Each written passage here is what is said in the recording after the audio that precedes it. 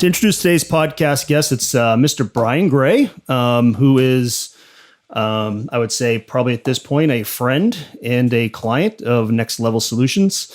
Brian is are you vice president senior? I actually looked on your mail tag on your email, and it's precariously off. So is it senior vice president, vice president and CIO, vice president, CIO of MedPro?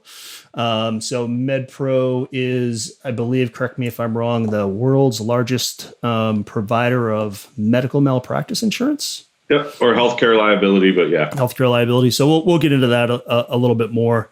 But the idea here, Brian, is it's pretty simple. You and I have both worked in the insurance business kind of longer than we care to talk about, and you may have a similar experience. It's one of these industries that tends to move at times at a glacial pace. And although, podcasting isn't new technology by any stretch of the imagination, I actually haven't seen, a lot of companies in our industry and, maybe the vendors that you work with or the vendors that, I've worked with in the past, even utilize the medium. You see interviews in print form, kind of all over the place, but nothing that really puts, the name with the face and the voice and, kind of tell a story about, some of these executives in the space that, we tend to work in and hold near and dear to our heart. So, the idea is pretty simple, is to, do one of these, kind of probably once a month. You and I have both been doing it a long time. We, probably, we know a lot of the same people in the same path. And I think there's some interesting stories out there to tell that I think some people might be interested in hearing, especially for us, frankly, in our company. We're hiring a lot of new people right out of college that are trying to figure out, all right, now what do I do? Right. So, out there in the industry are people like you that, kind of did the same thing. And I think it's good for, people to hear that story. So here we are. So thank you certainly for doing this. I know, it's a busy schedule when you're doing these on a Saturday afternoon, just before Notre Dame football, which I know is, near and dear to your heart. So squeezing you in between early voting and Notre Dame football. That's right. That's right. It's a busy time. So I know today you're at home in beautiful scenic Carmel, Indiana. For those that don't know, it's a little suburb outside of Indianapolis. So I know you've obviously been in Indiana a while. So is that where you grew up? Like, was that home for you? Not home for me, but home for my parents. So Okay. My mom and dad from Southwest Indiana, a little town called Vincennes, Indiana. It was actually the first city in Indianapolis and in Indiana, and was the original capital. But my dad was drafted into the Army in 1971, and then I was born in 72, and we kind of traveled the world together. And I have a younger brother, but we grew up kind of all over the place between Germany, Panama, and Georgia. And a little bit in Illinois, but we all came back to kind of roost in Indiana as we grew up. Yep.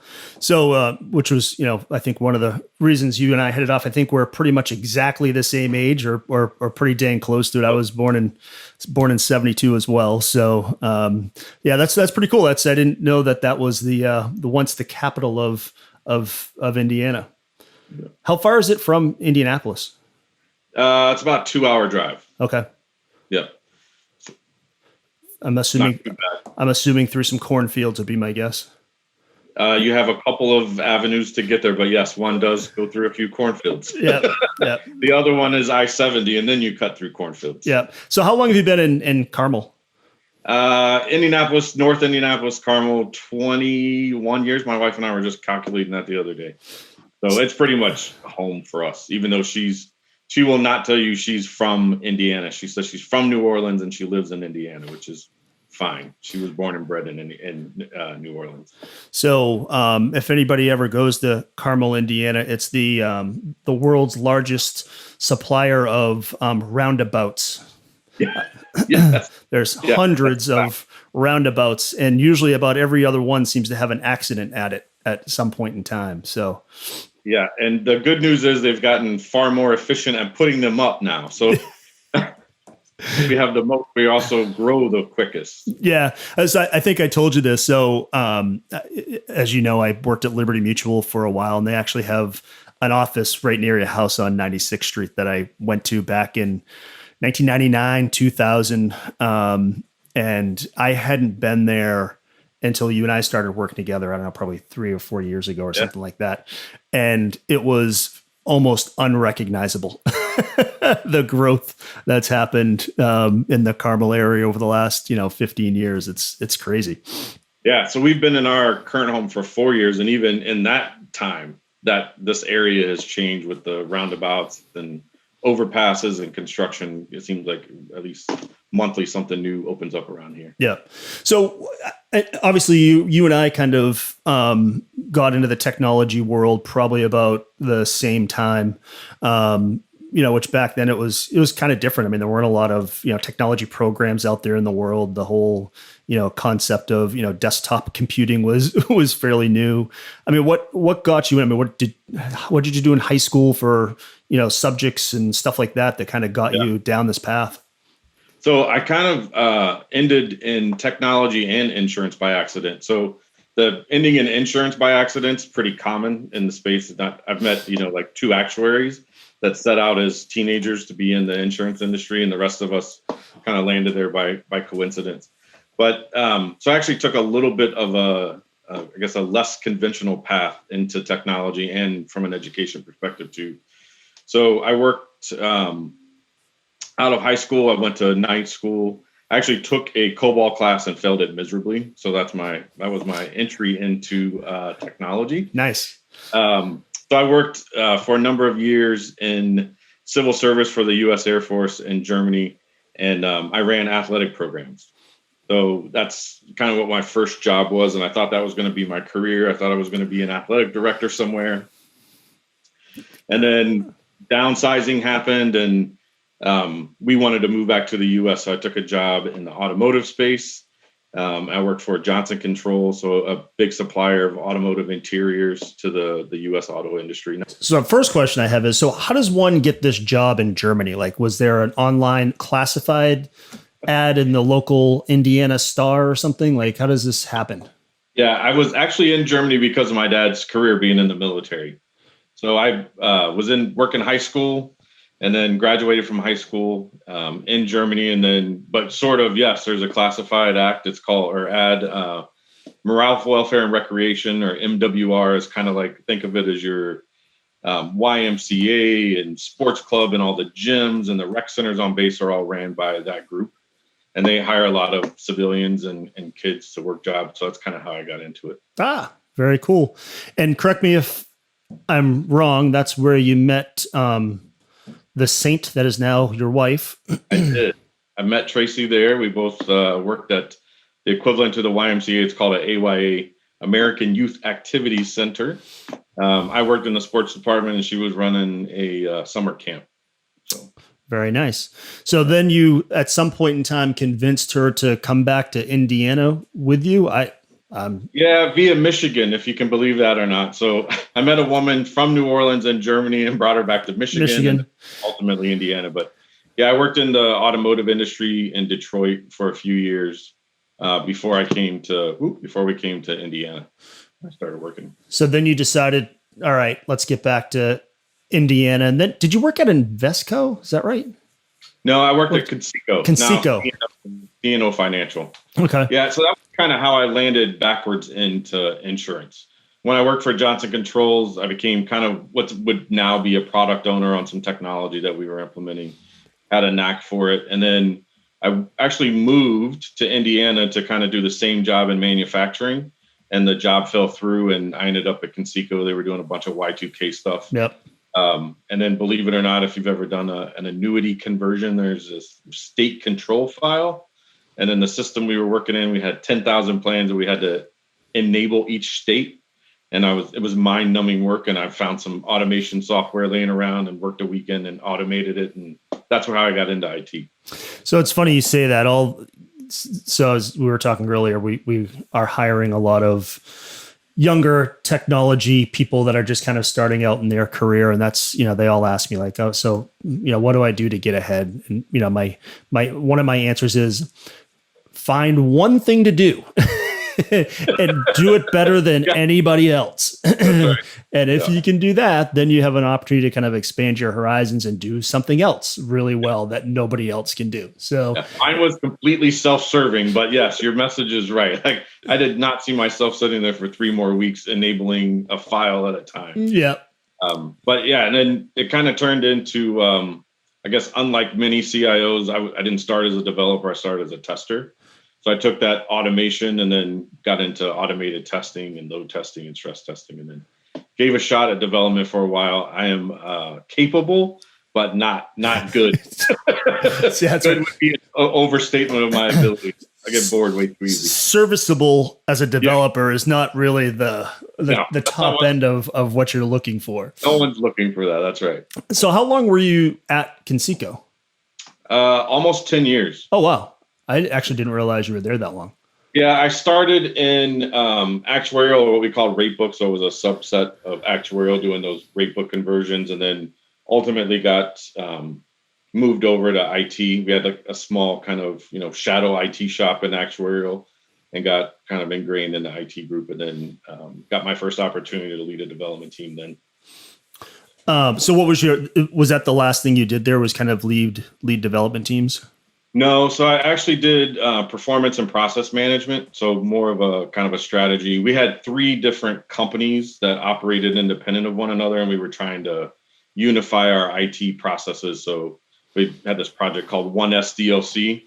So it was my job to kind of go get all of our development processes kind of standardized across all 3 organizations. So that's the other thing I tell kids: if you really like math and you want a job for life, go become an actuary. I read something. There are less certified actuaries on Earth than there are surgeons. I don't doubt. It's a tough road too. I know a lot of really, really smart people that have tried to be actuaries and either lost their patients or just didn't have what it takes. Yeah, it's brutal. And like I said, when I worked for Liberty Mutual, we had obviously an online posting board, and obviously it started with A. So like the first 7 pages of it were always like hiring of actuaries. It's just, you can't ever hire enough of them. When I worked at Conseco and I worked in the actuary department, we had students. They were professionals that made really good money, but they were being paid largely to take actuarial exams. Yep. I was thinking to myself, like, hey, this might be an opportunity for me. I can study. I could do this. And I started talking to one of them. I'm like, yeah, that's not it. I'm going to have to find a different path. Yeah. Yeah. Actually, the Liberty Mutual had a similar program for people that wanted to become actuaries. They'd basically pay them to study. And it was the same thing when they started talking about some things. And I was like, all right, no, all done. See you later. So I did well to get through Loma. I'm good after Loma. Exactly. So you left Conseco and went over, you left there to go to Protective, Baldwin and Lyons. No. So I actually had a stop in between there. I went to work for a company called Admin Solutions that was a startup funded by Conseco. So non-for-profit 403Bs or like a 401k. And there were some major kind of regulatory changes in that market. And we saw an opportunity to do plan administration for a non-for-profit. So I did that for about 2.5 years, commuted back and forth to Philly. So I went from working from a company of whatever Conseco was, 3,000 at the time, I think, that I left, to a company of 13 with 2 of us in IT. So I learned quite a bit about what to do and what not to do. And So you and I met, heck, I don't know, it's probably been 4 or 5 years. I was thinking you said it earlier. Yeah, I think it's close to 5. Scary. So you went to Baldwin and Lyons -- Protective Insurance there in Carmel, Indiana. So what was your first job there? My first job there was we had 2 major writing companies, Protective and Sagamore, and then we rebranded to your point, to Protective Insurance Corporation. But I ran an enhancements team for Protective, which had kind of the flagship product for their FedEx business on it. So how long in total were you there? 10.5 years. Okay. So you started fairly kind of low level in that company. And I mean, you were vice president and CIO when you left there. I mean, what Yeah. what kind of got you kind of through that organization, frankly, relatively quickly? And it's kind of a funny story too, Chris. So when I went there, nothing ever changed, and the organization was very flat. So even though I was a development manager, I was 2 steps below the CIO or CEO at that time, but nothing ever changed. My boss had been there for 12 years. His boss had been there for 27 years. I mean, I just walked around the building and met people. And I remember telling Tracy, if I stay longer than 5 years, something's wrong with me. Like, you got to encourage me to move on. This will be good to kind of settle in. I worked for Conseco when they went through bankruptcy. I worked for a startup that had some financial issues. So I was looking for stability and finishing my degree at the time, my bachelor's degree. So I told her, I'm like, look, this is a good soft landing space, but 5 years max. And about 6.5 is when the change really started happening. So I took over the development team, and then we started doing more business with our broker on the FedEx account, and then took over new development. And then in about 2012, 2013, maybe, I took over all of development. And then we had some unfortunate, losses in our organization. My boss actually passed away from cancer. And so I was able to succeed him. So it was bittersweet. Yeah. I think, a couple more years of his tutelage and I would have been in a much better position, but kind of had to just deal with it and move on. Yeah. So what was that like? I mean, did you focus a lot on just kind of management practices and leadership and, I'm assuming at some point in time, you probably had to do something a little bit more strategic, maybe as far as, visioning and vision casting and working with your business partners to figure out where the company was going to go? Yeah, I think the path to get there, once I was in the seat, certainly I had to shift to a more strategic mindset.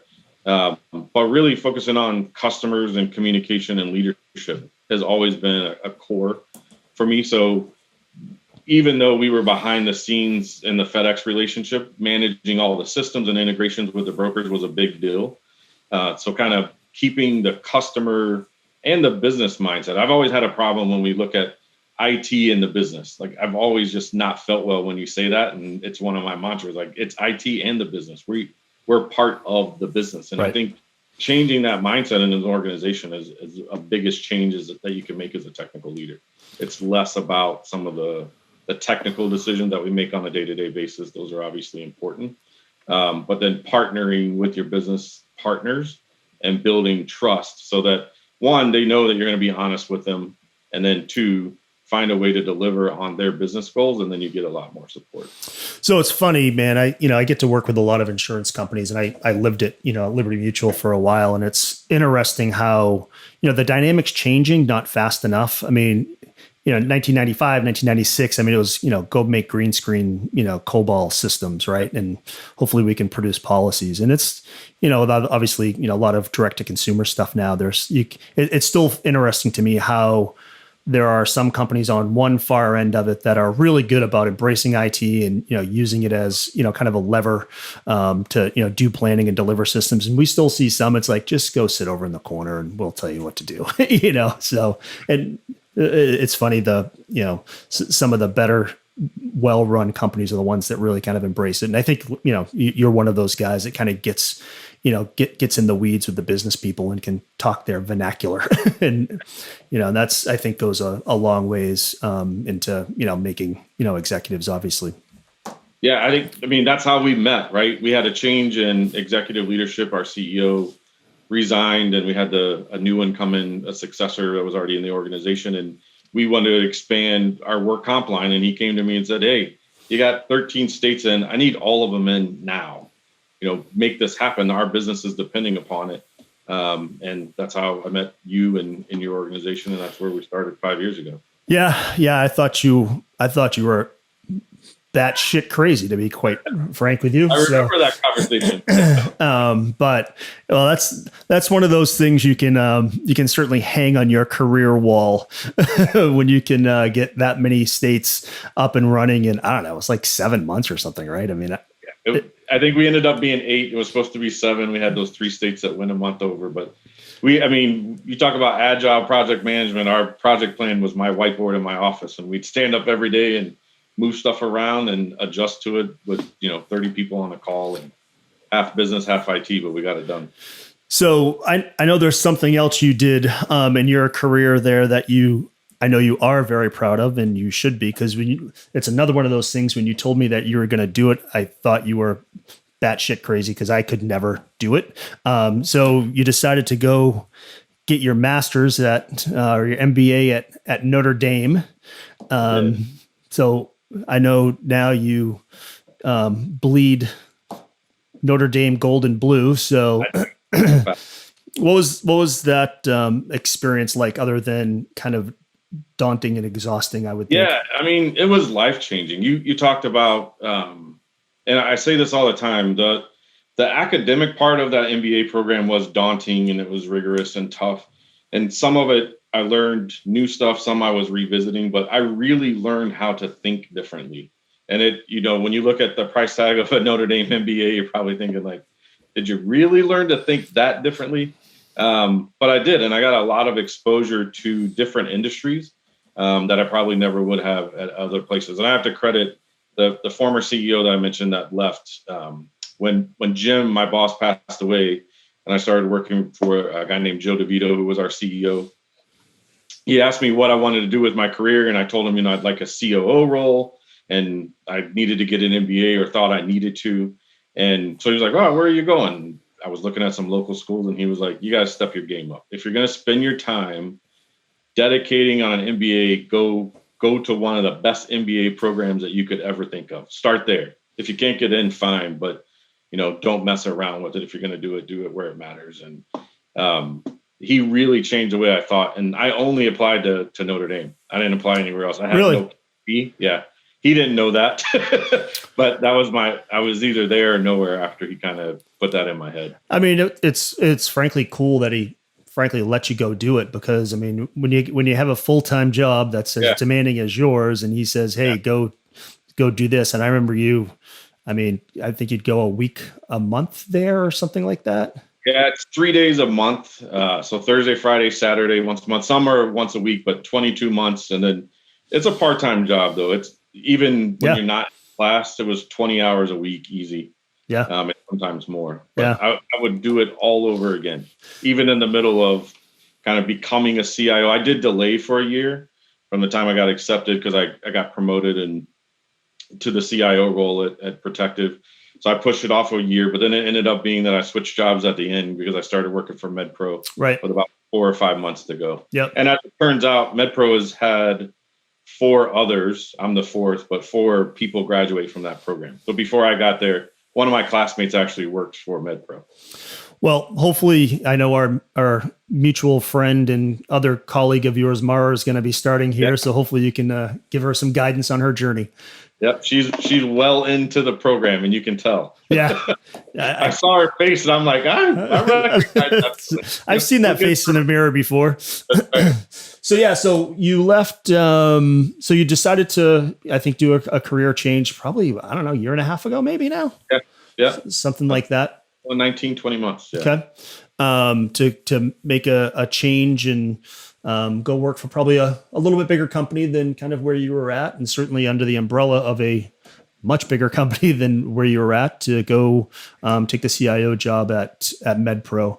I mean, you probably had a pretty good gig. I think you were living maybe about 2 miles from your current office, and you thought it was a good idea to go take a job 2 hours away from where you were living. So what was that thought process like? What kind of made you go challenge yourself? Yeah, so a couple of things. We went through a lot of change at Protective. I was probably working on my 4th or 5th boss in 5 years. And the MedPro opportunity popped up. It actually popped up before I pursued it. So they reached out to me, or at least a recruiter did, in maybe June of 2018. And then by October, the tables had kind of turned, and I was looking for a change. Much to my wife's chagrin, to your point, I was 6 minutes away, thanks to the roundabouts in Carmel. 6 minutes and no stop signs or stop lights. And we were hoping our next move would be a little further south, not north. So I went to northeast Indiana from central Indiana. But Yeah, I mean, you get an opportunity to work for a Berkshire Hathaway company. That was intriguing to me. The company's about 3 times the market size as what I worked at before. Oddly enough, they were doing a lot of the same technology, right? No short story here, but Next Level Solutions was a partner for Duck Creek at Protective, and MedPro had already been working on and had a partnership with Duck Creek. So a lot of the same technology. Believe it or not, having been there almost 20 months now, there's a lot of similarity in insuring semi trucks and doctors. Yeah. And rating becomes rating at some point. But I found it to be an opportunity, one, to work for one of the greatest companies on the planet, and two, not have to learn everything from scratch. Like changing industries, right. I'd have to learn the industry and the technology. So yes, I have a learning curve because MedPro is huge and very diverse in the product offerings, with 17 divisions and 10 different product lines. But I was able to speak the language. I knew the vendors, so I kind of had a comfort level. Yep. And then I knew, and our CEO, Tim Kinnessy, told me this was going to be the biggest, hardest, most complicated thing I'd ever signed up to do, but it would also be the most rewarding. Yep. And he hit it on the head. So talk to me a little bit about what it's like. I mean, I think people would be fascinated to know. I mean, a lot of people are enamored with the Berkshire Hathaway name and company. I think it's, I don't know, top 10 largest companies on earth. What's it like working there? What were you surprised about, and what do you like about it? Yeah. So I think 2 things strike me. So working for a Berkshire Hathaway company is exactly what you may think it is if you listen to Warren Buffett and his approach to acquisition. There's certainly oversight and control and regulation, but we have autonomy. There's a reporting structure, but outside of, a Berkshire Hathaway company, there's just not a whole lot of interaction. We do a lot of partnering and knowledge sharing.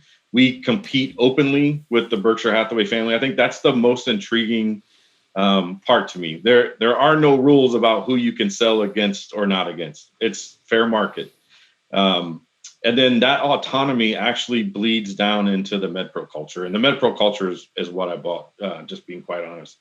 Far more Berkshire security, right? Having Berkshire Hathaway behind a company that's trying to do a huge business transformation, legacy transformation. Nice to know that we have the capital.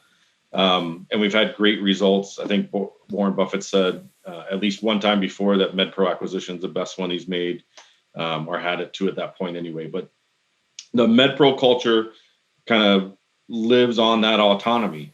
As a senior leader in the organization, corporate is there to support us and to give us oversight. But I was told the first day that I started, if you succeed, that's your win. And if you fail, that's your problem too. We're not going to make these decisions for you at a corporate. So it's nice being able to be sort of an entrepreneur within an organization. And then the values that we live and that are they're not just a piece of paper at MedPro. So we have a couple, but trust, transparency, and truth are kind of our core values, and uncompromising integrity. But those 3 get lived out every day. I mean, I've never seen a more transparent and truthful organization.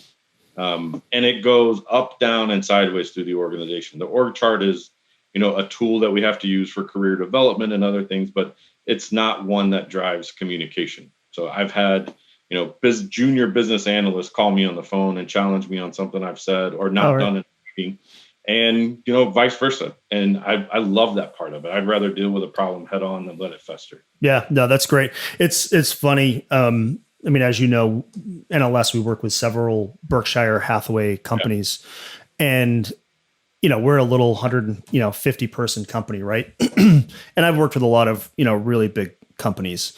And listen, even inside of Berkshire Hathaway, we're working with Geico, right? It's none bigger really than that. And it's amazing the synergies that our little company has with a company like Berkshire Hathaway. The stuff that they can push through pipelines and get resolved, and in the timely, in the manner that it happens, it's unbelievable Yeah. for a company that size. I mean, every single person in that company seems to be empowered to make decisions and, get things done.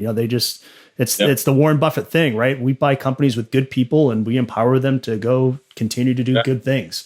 And it's really remarkable at just how true those words are for us being this little company.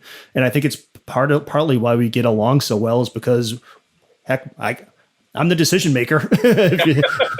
That's right. If you got a problem, come see me. And it's kind of the same way with the Berkshire Hathaway companies. If it's a pretty short distance to the top of the decision makers inside of that company. It's pretty remarkable, frankly. So, yeah, I can tell you this much. I've learned more about leadership in the 20 months than I probably ever have in my career. And I've had great leaders and mentors in the past.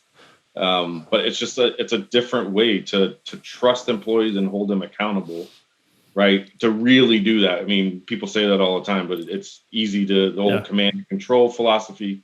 But they live it and they do really well with it too. Yep. Well, so, I mean, one of the reasons I wanted to talk to you, Brian, is you and I, since COVID, have seemed to adopted this homeless chic look that we have going on. I can't remember the last time a pair of scissors has touched my scalp.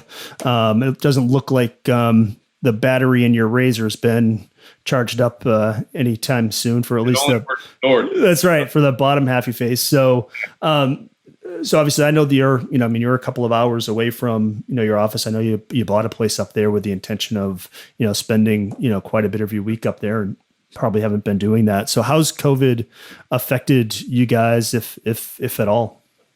Yeah, I mean, knock on wood, not much at all.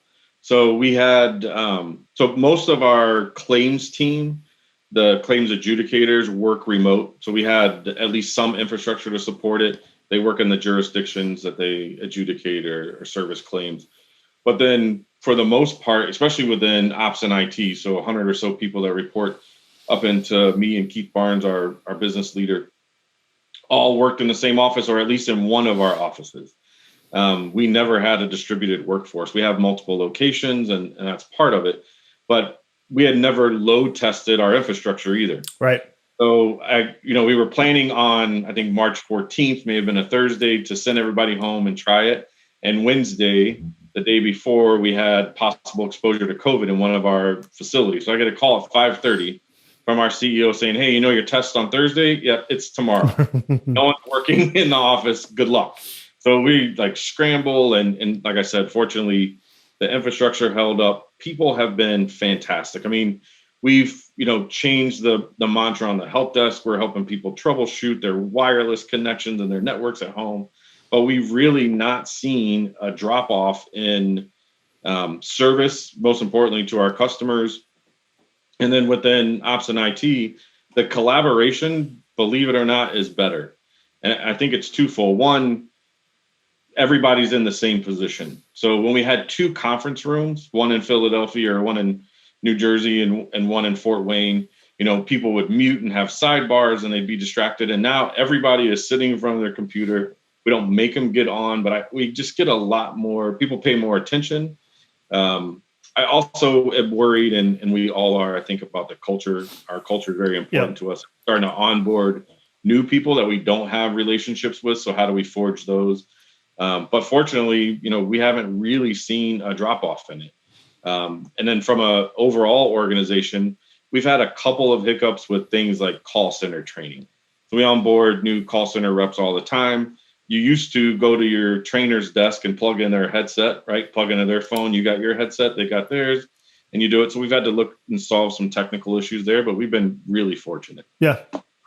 So yeah, I think all good so far. Yeah, no, we have similar issues. I mean, we're lucky enough. We have a pretty, seasoned staff to a certain degree, but I mean, obviously we're always hiring and training as well. And I think that's been the most difficult challenge is, being able to, take people that have never really done much with this technology and, train them, shadow them, make sure that they're getting all the, caring and nurturing they need to be successful. And we're still, listen, we're still learning it and trying to get better at it every day. So yeah, no, it's definitely a difficult challenge for sure.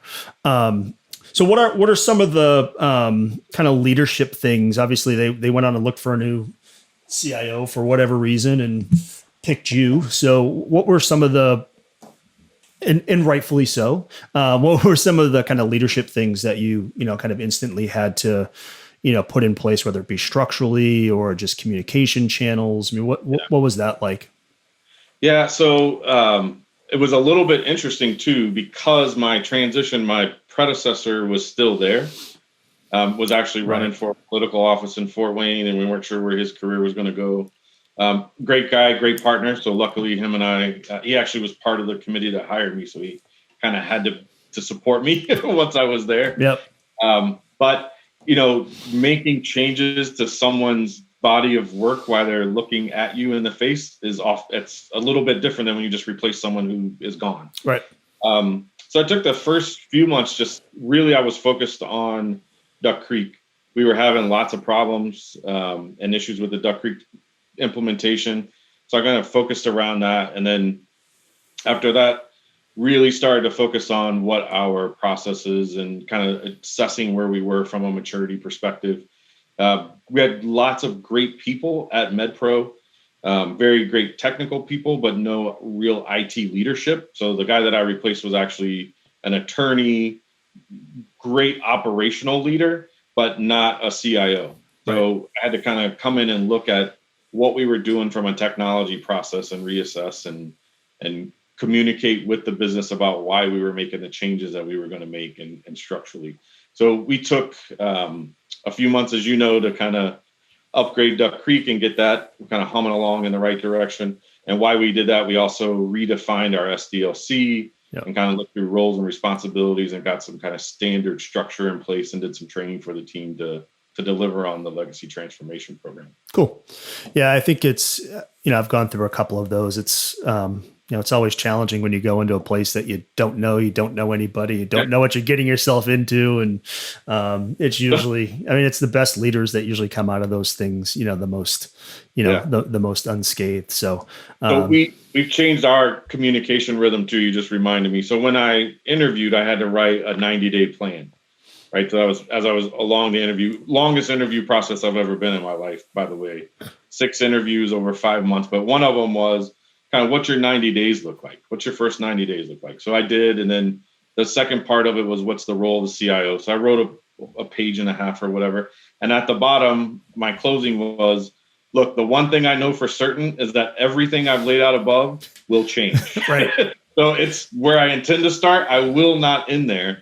And then we started doing monthly blog posts internally, just Keith and I from a leadership perspective, sharing where we are and our observations. And I shared that with the entire company in my first one. Like, it just happened to be on my 1-year anniversary. And I was like, I was right. I was 100% right. None of this crap happened. Yeah. I'm doing totally different stuff. But yeah. So I know one of the things that you enjoy doing a lot of is, mentoring and, leadership. I know it's been an important part of your personal life as well. And I know it's something that you like to do at work. What are some of the things that you tell, some of your younger staff, that are, either eager or not eager to, I have a 20-year-old, as you know, and they tend to have the attention span of a squirrel these days. So, what do you tell, some of the younger staff that you bring on board to kind of from a career perspective? Yeah. So, 2 things. One is find something that you're passionate about. I mean, it sounds too cliche, right, when you say that, but there is a lot of opportunity in what we do. Like I said earlier, no one sets out to go work in IT in an insurance company, but it is kind of cool and it's challenging and there are lots of facets. And I see people come in, especially young people, and we leverage, and I always have leverage interns a lot to kind of seed the organization. And they will have a mindset like they know the job that they're going to do and what they want to do and nothing's going to change it. And then so many times they get in and they find out that job is not interesting to them. It sounded like it was. They have all the technical skills to do it. But then, you may think you want to be the world's greatest infrastructure architect. Go try being a business analyst. Go try being a developer. And while you're early in your career, get exposure to more than just what you think your skills or your education may have set you up for, because very few people, when you talk to like around an executive table at a company, very few people outside of a few, right? Like if your CFO doesn't have a degree in finance, got a problem. But most of the leaders in the company don't have degrees in the profession that they're working in. Right. Our CEO is an attorney and he's running an insurance company. There's some commonalities there, but he didn't set out, to get his master's in risk management. So kind of take a look around the company and see, even if you want to be a technician, look at IT. And then secondly is to just be authentic. I think there's something said to just being true to who you are, and not try to anticipate what people think you need to be because you may have a certain background or education, but to try to maintain to be yourself no matter what you do. Yep. Yeah, no, that's some great advice. So speaking of education and lawyers, I know at one point in time you had told me that you at some point in your career would want to go to law school. Has that lunacy passed, or are you is that still in the back of your mind?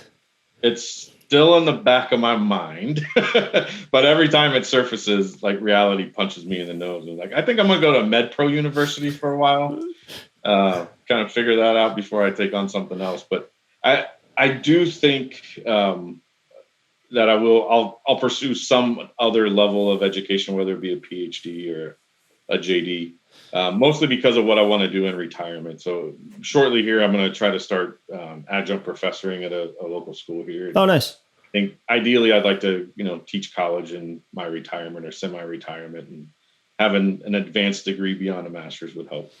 Yeah. I mean, I think that would be, from what I know about you, I mean, that seems like a good fit. I know you love the mentoring, and it's something that you've done your entire life. And I know you've taken some folks under your wing and probably helped them more than you'll ever know in their life's journey. So I could see you doing that. I'm glad you're potentially not going to law school. It's tough enough to do contracts with you now. I don't need to make it any tougher. So although our attorneys do mention every once in a while, like you may have a gift. Yeah, that's right. That's right. So, well, that's great, Brian. I appreciate that insight. So what are you, in this crazy world we live in these days, what are you doing for fun? Yeah. So, spending lots of time with, Tracy. So being on the road and splitting time between Fort Wayne, and life was getting really, really hectic, between travel and just kind of keeping up with grandkids and all that stuff. So it's been nice to kind of step back and, settle in and spend some time. We have got to know more of our neighbors this year than we ever have, just because mostly everybody's home and we're all walking more. And so we live in condos and we have balconies, so we do balcony parties. And that's right. You can only have cocktails on your patio. That's right. Yeah. So we may pass a bottle of bourbon across a few balconies from time to time. But yeah, and then we've actually explored the Indiana state parks. We have some great, really cool nature places here. So just last weekend, we went to Brown County, Indiana, and kind of drove through there and had a picnic. The leaves are changing. So we've tried to be outside a little bit more. We socially distance with our grandkids. They're a huge part of our life. So that's kind of been a negative, but it's also been good for them to kind of, bond as a family. I think families have found, some of that old tradition that maybe was missing. And then we still stay in touch. You mentioned mentors. I have a great mentor who gave me my first management responsibility at Conseco 20 some years ago, a guy named Dan and his wife, Ferry. We practice retirement with them. We have dinner with them once a month. So now that COVID's kind of settled down, we've have a bond. So we isolate for 14 days and then we'll have dinner at each other's house. We stay in touch with them. That's cool. Yeah. Yeah. It's funny how things tend to simplify themselves when you can't really do much and you have to, spend a whole bunch of time with your significant other that you wouldn't have normally spent with them. So yeah. And a few, home improvement projects that we didn't plan on doing, which is fine, but that stresses a relationship from time to time, as as well. Yeah, no doubt. Yeah. Well, as you know, with the, we're looking at doing some construction and, everything's 40% more expensive than it was, Crazy. 8 months ago. And I think part of it is, obviously COVID maybe shutting some plants and stuff down, but there's nothing else to do except work on your home. So we have trade. I mean, there's, I don't know, 120 units in this neighborhood we live in. There is a trades truck here every week at someone's house. I mean, granite, balconies, windows, you name it. We've seen more construction and home improvement happening in our neighborhood than we have since we moved here. Yeah, that's crazy. Yeah, that's awesome. Well, good for you. So, hey, listen, man, I appreciate you doing this. Hopefully, this is the first one of these we've done remote. I've done a couple of them down in our Springfield office with, face to face with some people. So I really appreciate it. And thank Tracy for letting you spend some of your weekend time with me to be able to do this. And you've been a great business partner to work with for some time now, and better yet, a friend and somebody that really like and enjoy working with you. So I really appreciate you taking the time to do this, and hopefully you can see it on our podcast here in the next week or so. Yep, I look forward to it. Appreciate the partnership and the friendship. Yep, man. So no, it's I'm getting you off the hook just in time for Notre Dame kickoff. Who are they playing this week? They have Pitt. Well, if they lose that one, you'll have to hide the nooses. Yeah. It is so weird for me watching Notre Dame football this way and not being, I tailgate with a group of my classmates because it's it's 2 hours away from my front door as well. So right up the road. No, nobody in stands, right? I mean, it's empty. Or few. I think they had some last week, but no tailgating. I mean, it's not college football, right? It's a different experience for sure. Yeah, it's totally different. It'll be interesting to see when things, get back to normal. I think people are optimistic, but I'm not sure how that's going to work. I'm hoping we get to do a Steelers New England game this year, but that's not going to happen either. Well, I'm not sure I want to go to a Steelers New England game this year. For once in our 5 years, it would be beneficial for me to go. That's right. I could see you threatening to never do business with us again if I don't go to Pittsburgh to see the Patriots get their ass whooped for once. So. I could see how that would be something that you would make me do. So I would enjoy that. Yeah, I know we haven't talked about that much. I think Steelers might be the best team in the AFC, my friend. They are looking good. Yeah, I don't want to jinx it, but yeah, I couldn't be happier. They can keep Big Ben upright and healthy. Yeah. I wouldn't want to play him. No, but see how it goes. Right. Thanks, bud. I appreciate it.